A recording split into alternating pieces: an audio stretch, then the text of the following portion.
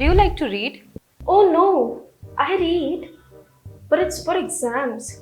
Should I say that? No, it doesn't sound right. Say something smart. Okay, it doesn't have to be smart. Just say something.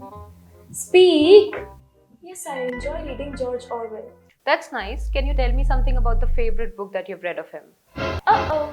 Hello everyone, I'm Laka from EduNirvana, and in today's video we'll burst some myths about IELTS speaking test. Hello, ma'am.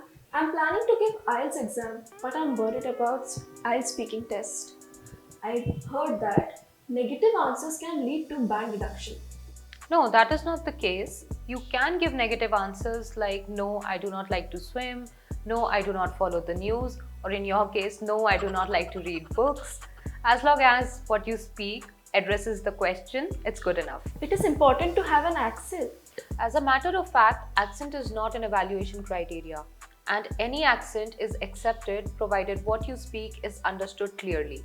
We must speak at least for 20 seconds for each answer.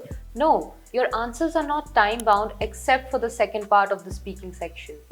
Just make sure that you do not give one-line answers and you give 3 to 4 sentences to explain them properly. We must use big academic words. Well, using big formal words can look unnatural or forced and may lead to confusion. Just make sure that you use precise words flexibly. If speaking test gets completed before time, I might lose points. Well, the speaking test usually takes 11 to 14 minutes to complete.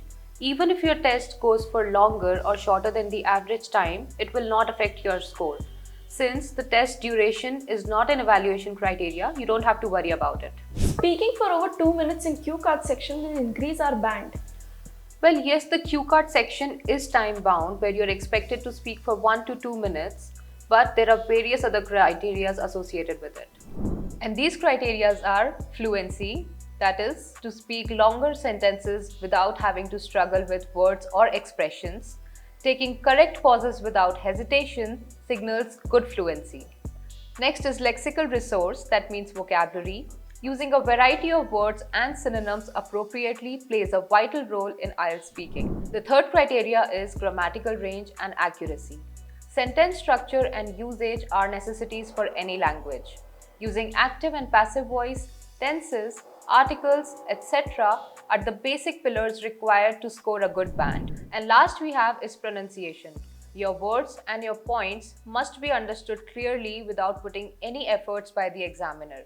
Accurate words and sound pronunciation are key to speaking.